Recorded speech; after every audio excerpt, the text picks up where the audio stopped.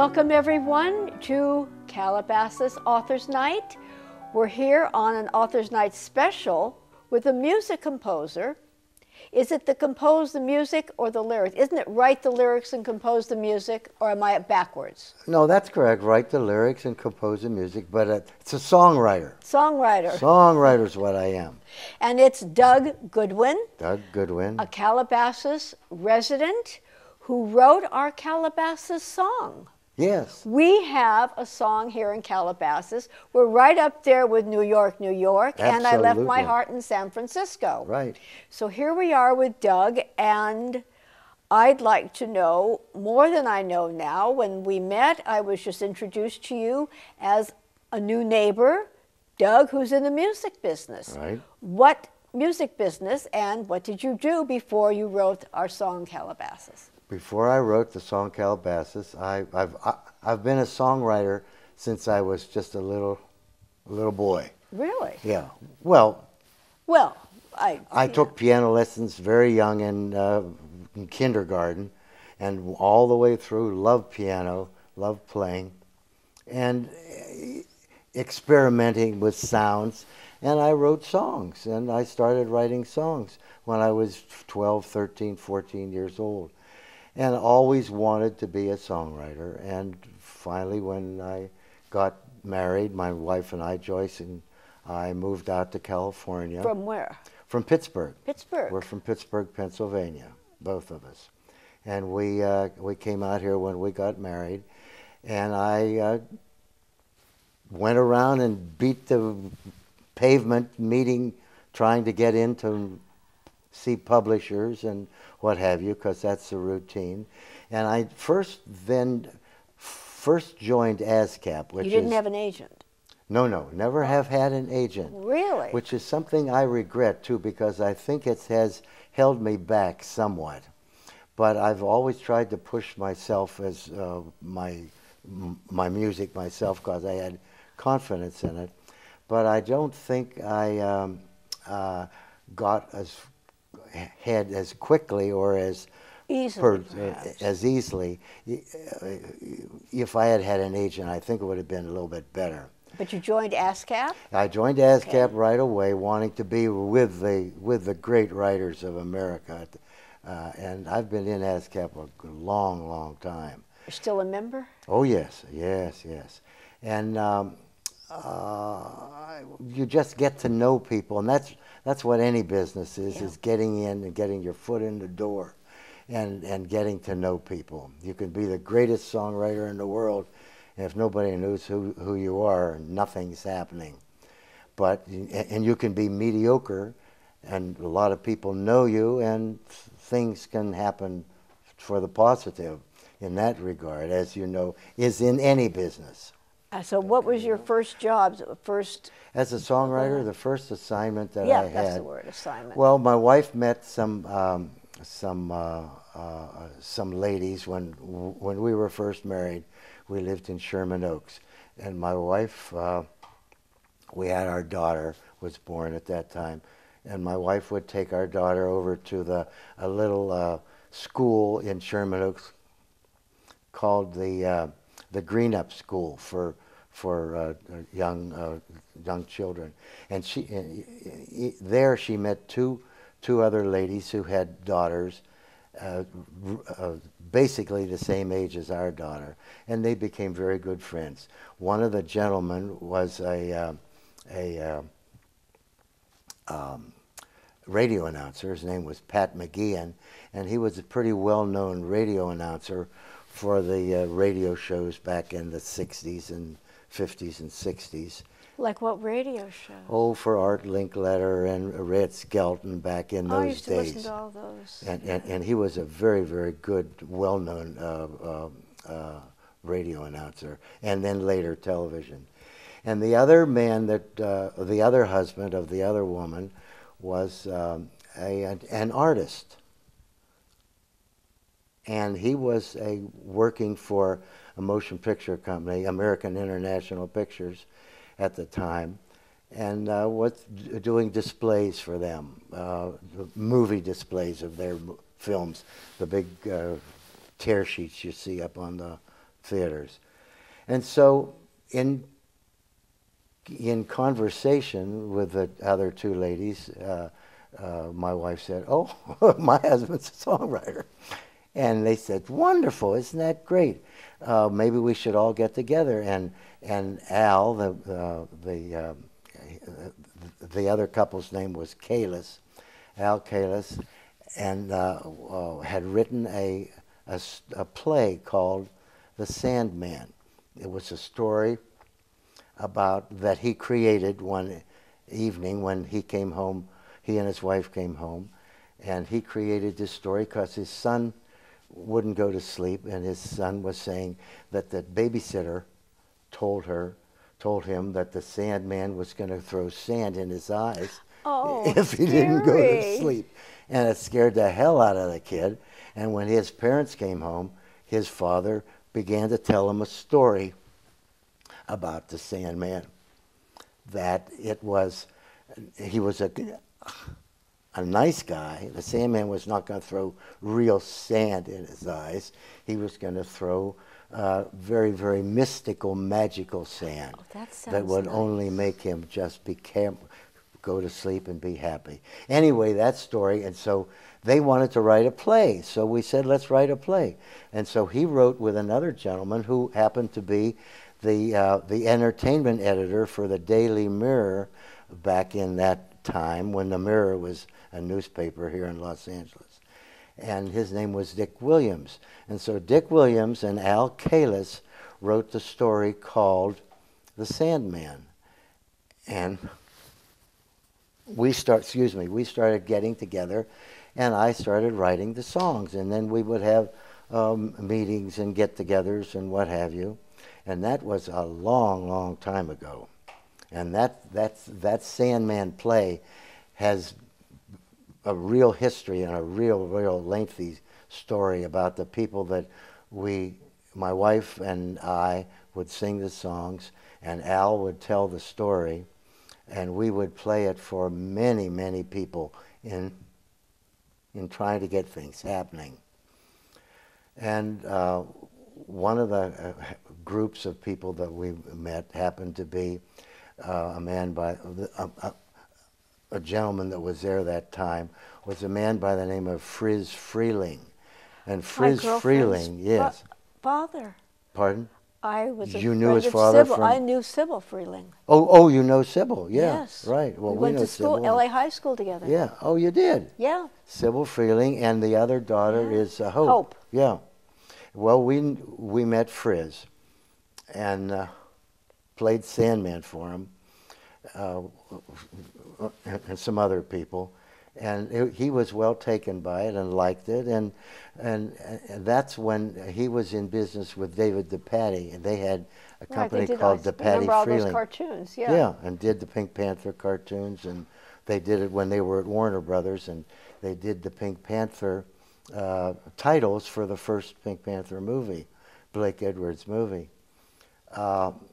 So one thing turned into another and blah, blah, blah, and everything.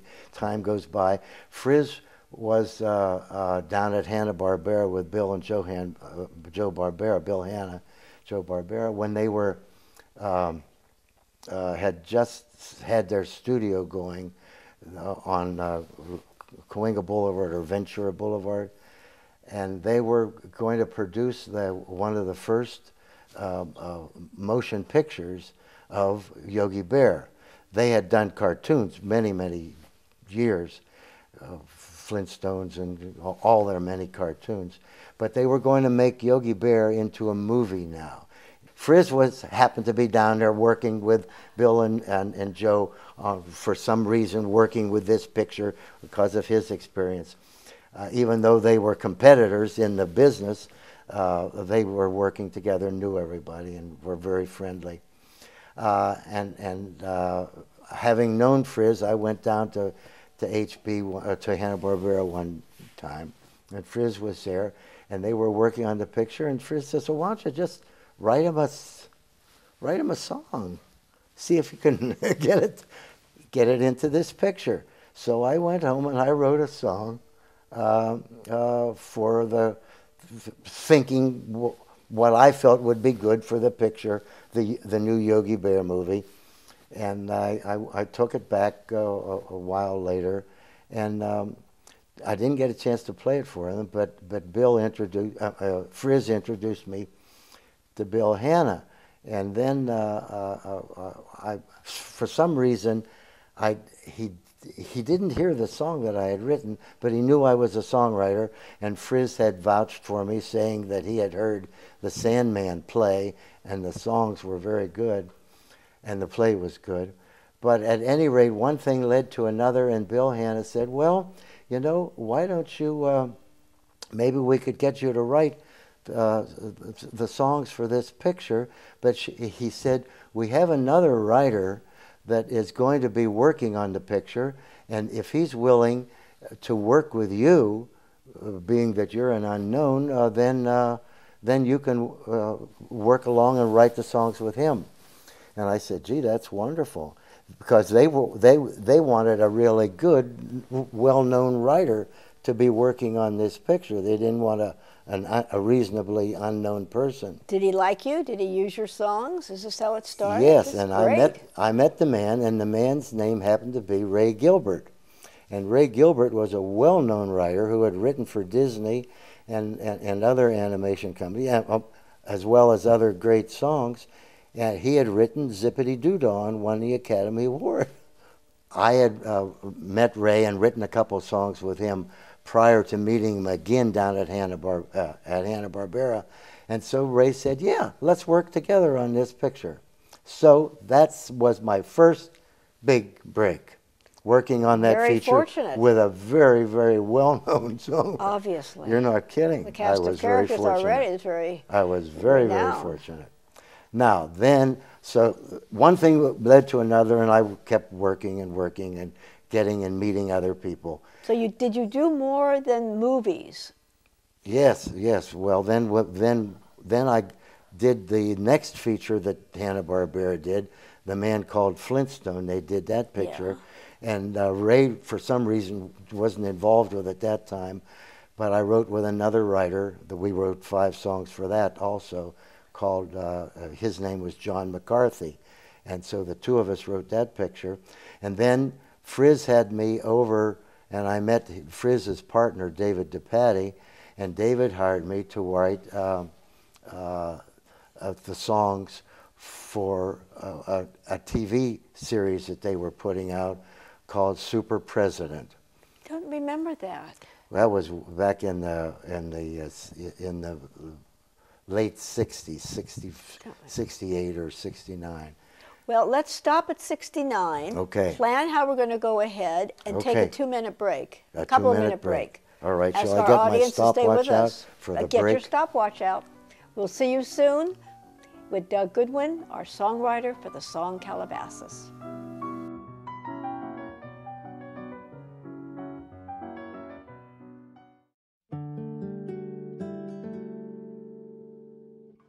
Air conditioning is costing us a fortune, and so does the heating. Susanna next door told me about the energy upgrade they're doing. It's going to reduce their utility bills. No way we can afford renovation right now, sweetie. Not with the economy the way it is. We can get rebates and incentives to help pay for it. We'll use less energy. It can reduce our utility bills. We should at least look into it. First, I got the energy assessment, and it showed that our house could be more energy efficient with just a few fixes. So now the whole house is being sealed up. These windows, they used to leak big time. Our house is pretty old. They probably need brand new windows. Well, rebates help pay for the new windows too. Yeah, the energy upgrade incentive program is great. Everyone benefits. Come up to the attic and I'll show you what I'm working on. Sealing these air ducts will make your house more energy efficient. It's all done according to the California Building Energy Efficiency Standards. And we all want to save money, right, Bill? What do air ducts have to do with windows? Every house is a system. Windows, doors, air ducts, hot water heaters, insulation. Every house works as a whole system when it comes to saving energy. An energy assessment showed that we were using too much air conditioning in the summer and lost a lot of heat in the winter. Adding insulation will take care of that. And I'm using recycled insulation, so the house is greener too. Thanks, Roberto, for showing us around. You guys really should try the energy upgrade program. Go to the website, check it out. Making these energy improvements, it's my way of helping the environment.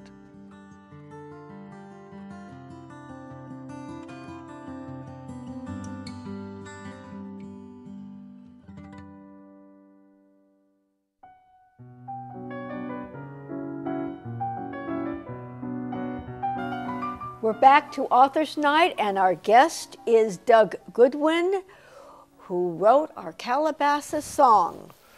And the last we left off when you were going into TV. Right.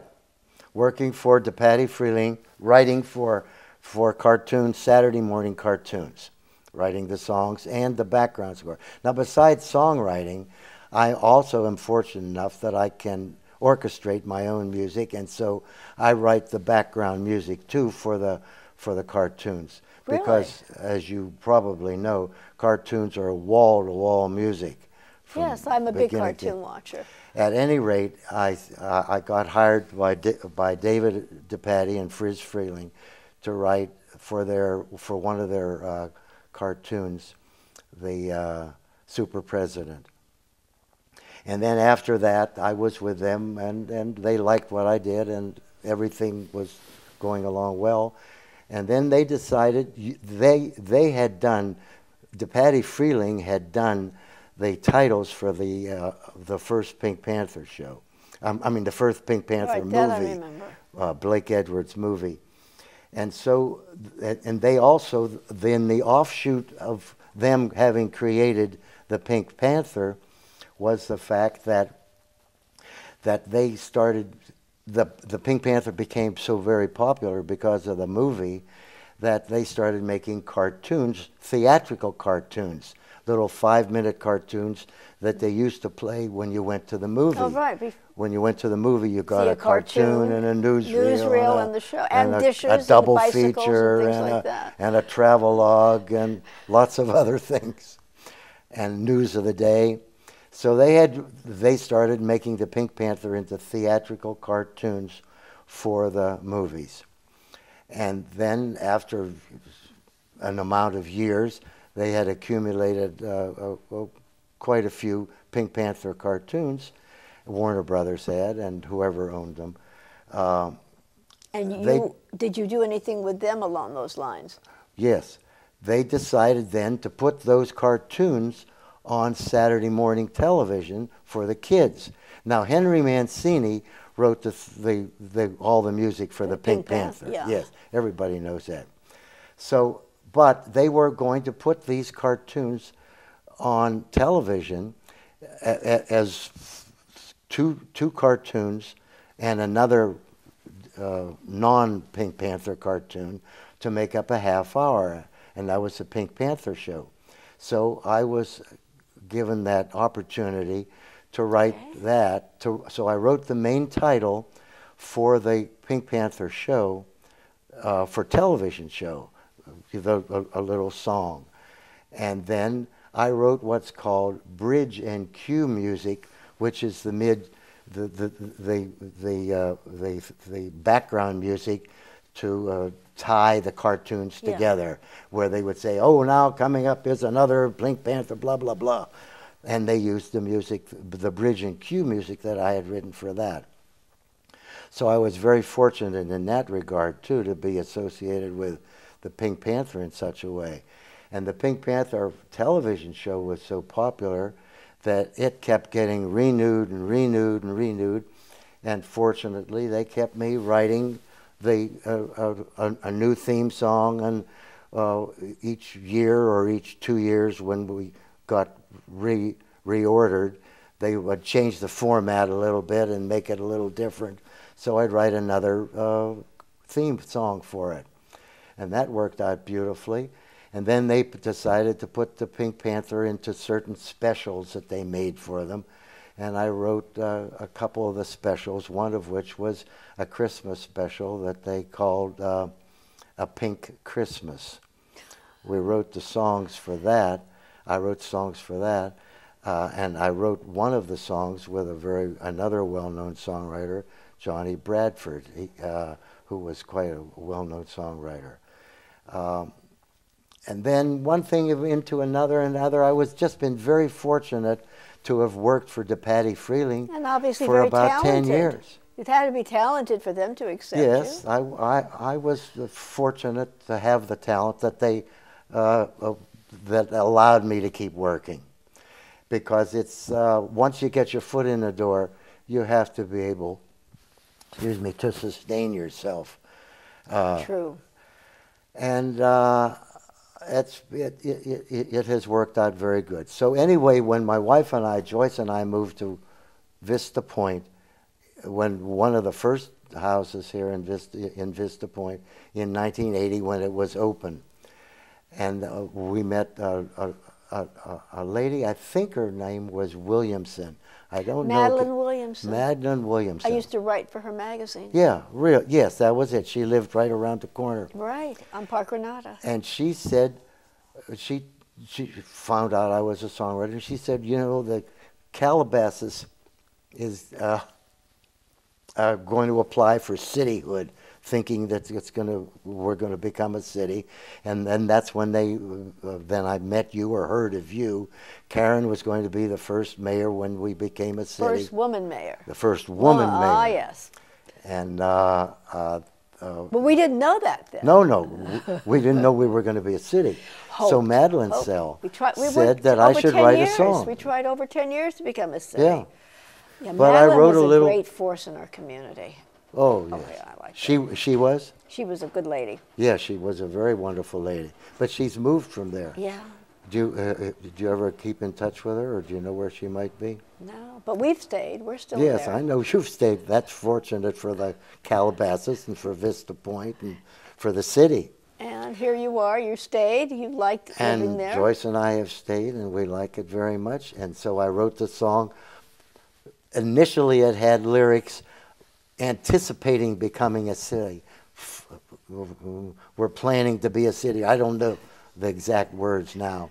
But then when we did become a city, I altered the words a little bit to make it be that we were a city now. And then just recently, my wife suggested, you know, since the Commons is there now, you should get the Commons in there and golf and tennis. And so I just changed a few of the words when I re-recorded this just Sunday. So you, on your own, you thought you'd give a gift to the city of one of your own creations. Of the song, Last of the Old West, but First in My Heart. That was, I think that was the theme song of, or the motto for California. Last of the Old West. Calabasas. Absolutely. But what do you do now? Do you have a piano in your home? Do you have all that? Oh my goodness, yes, I do. And I play all the time. Do you really? And I continue to write, although I'm a little bit what's called, not a little bit, I'm what's called out of the loop now. I'm out of the loop of the people that that would hire me for writing for them. And that was, I felt a little, I guess I felt a little too comfortable working for DePatie Freeling for 10 years that I didn't venture out and try and get myself known elsewhere.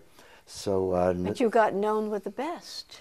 Well, I did get known with the best. You're Absolutely. absolutely right. With DePatie Freeling and with the Pink Panther and Hanna-Barbera and Yogi Bear. Yes, you're right. So I've gotten about 3 minutes of what the guy claims everybody's entitled to 15 minutes of fame. What's his name? Oh, what the heck? The artist. Oh, yeah. Does the soup cans. Oh, yeah. Oh, I can't. Anyway, I've got about 3 minutes of my 15. I got a few more minutes coming due. I hope so. I hope so, Do you too. still compose? Do you Oh, still write all the lyrics? time. My husband does as well. He does? Yeah, He he writes does. songs? Oh, yeah. Oh, I didn't know that. He's part of a Randy Newman group. You're kidding. Very big on Randy Newman. Randy Newman's wonderful. A funny, funny man. Very funny. Yes. And I love the way he sings. He's got that little Randy Newman style that is just so cute. But, you know, I came into the marriage with only a piano. You did? That was the dowry I gave. I didn't know that your husband wrote songs. He likes to write. Does he does belong that to for- ASCAP? No, he does it for his own pleasure. Oh, okay. Someday he says he's going to publish it. And my son was a music major, got a degree in Masters in Music. And what does he do? He works for nonprofit, non-government agencies in Africa. Oh, boy. But music has been the international language forever, and it's held him in quite good stead wherever he goes to a new country and meets new people. Oh, it would, yes, that's for sure. And it's made his life a safer one. I should imagine, and a much too. more enjoyable one. So music has always played a huge part in all of our lives. At one time, I was a folk singer in New York. You were? Didn't write my own music, though, but well, our then house you got to sing some of my songs. But we have piano, guitars, banjos. Great. Every house should have a musical instrument. Every house should have a piano. Soul, that's piano for sure. and books, music and books. You got it. That's for sure. I agree with you. Yes, I have a wonderful piano. I love my Yamaha. I have a small little grand, not small, but I mean just a baby grand. Too. But I love it. And it's a very unique piano because when we bought it when we moved to Vista Point. And I got it through a guy. It came originally, it was made for Japan. And it only has two pedals. It doesn't have the three pedals. Oh. No, it only has the two pedals for some reason. But I got it and we bought it. It was shipped over from Japan for a decorator, and he didn't want it, wanted to sell it. And we got it in the crate. It was delivered to us in the crate. You were the first owner. Well, we sure were the first owner. We had to uncrate it and had to have massive help in lifting it up and putting the legs on, as you might expect. But it's really a great piano. I love it. And then I have a Kurzweil electronic piano, which is the little synthesized piano. Music is an important part of everyone's life, and it's very dismaying. It sure is. To have Karen. electronic stuff when nothing is equal to the sound of the real instrument. No, the acoustic piano is wonderful. There's no question about it. I find I enjoy playing my acoustic piano, the Yamaha, more than the electronic piano. The electronic piano, you can do a lot of things with it, and they're very, very good. And the keys are weighted just properly and everything, they're really fine. But the acoustic sound is the real sound. Yeah. That's right. Well, this has been wonderful. I'm glad that you came. I am too. I learned more about you than I... Yes, and we're going to really get together, and I of. brought you my song folio for you. I'm going to autograph it and sign it for you because it's numbered. It's a numbered edition. Really? Yes. And you're going to have the information for our audience? Yes. And anybody look up the website, they can hear. I built the website myself, so it's not anything that's going to be elaborately gorgeous like some of the websites are. Mine is strictly functional. It gets across what I'm trying to get across. So if you check into it, you'll see that it's not amateurish, but it's not glitzy and shiny. It's functional. It's functional, yes. Thank you very much. Thank you, Karen, for having me here. I enjoyed it very much. And I look forward to coming over to your house. Okay, it's a date. It's a date. Thank you, Media Operations Department. Thank you, City of Calabasas. Thank you, Calabasas Library. And thank you so much, our audience, for joining us with Doug Goodwin for Author's Night. And thank you again. Good night. At the very western edge of the San Fernando Valley, out where cowboys and Indians used to roam, is a place where I find I unwind, a quiet place I call my home. And I'm proud to say that I come from Calabasas, last of the old west, but first in my heart. We've got lakes and parks and streams and ocean breeze and hills of green. I can't think of any place I'd rather kick my boots off than in good old Calabasas. Smiling faces greet you every day, And more than golf and tennis in our city, the Commons keeps us proud and pretty.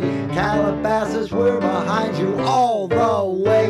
Calabasas, California, USA. More than golf and tennis in our city, the Commons keeps us